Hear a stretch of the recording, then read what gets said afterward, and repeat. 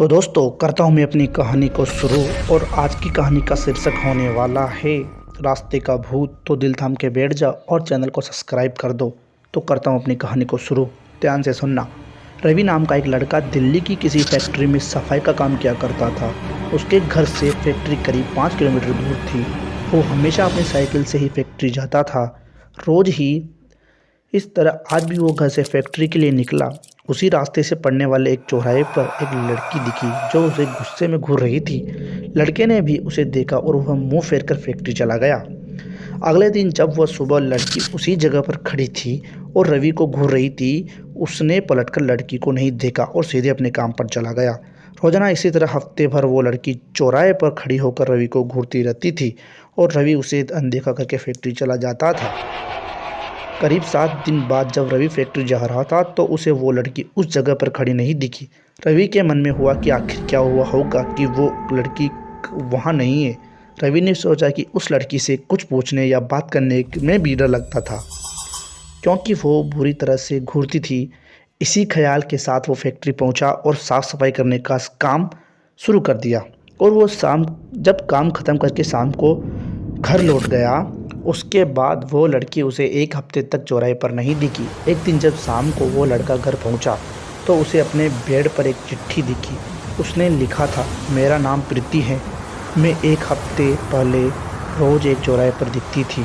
कल शाम तुम वहीं पर खड़े होकर मेरा इंतज़ार करना।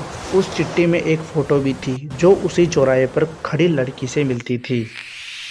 लड़के के मन में हुआ कि आखिर इसे घर का पता कैसे मिल गया होगा और चिट्ठी मेरे बेड तक कैसे पहुंची।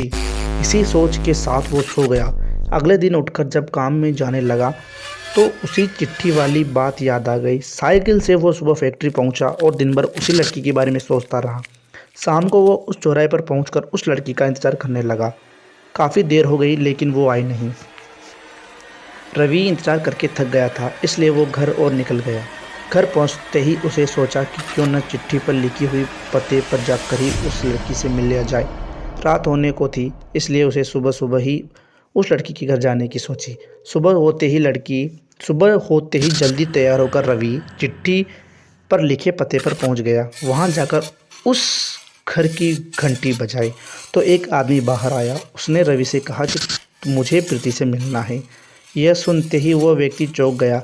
जवाब में उसने पूछा, क्या प्रीति से मिलना है? उसे मरे हुए तो 2 महीने हो गए हैं।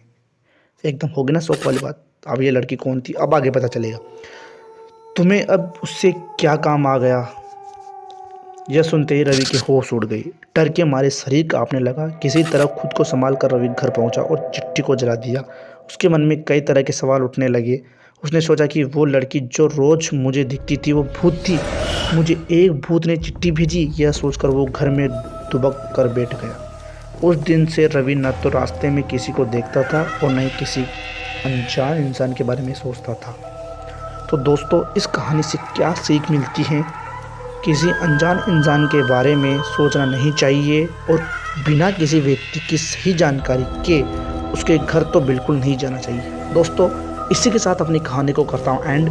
मिलता हूँ आपसे अगली ऐसी अनोखी कहानी के साथ। तब तक के लिए बाय बाय दोस्तों। चैनल को सब्सक्राइब नहीं किया हो तो सब्सक्राइब कर दो और मिलता हूँ अगली वीडियो में। तब तक के लिए बाय बाय।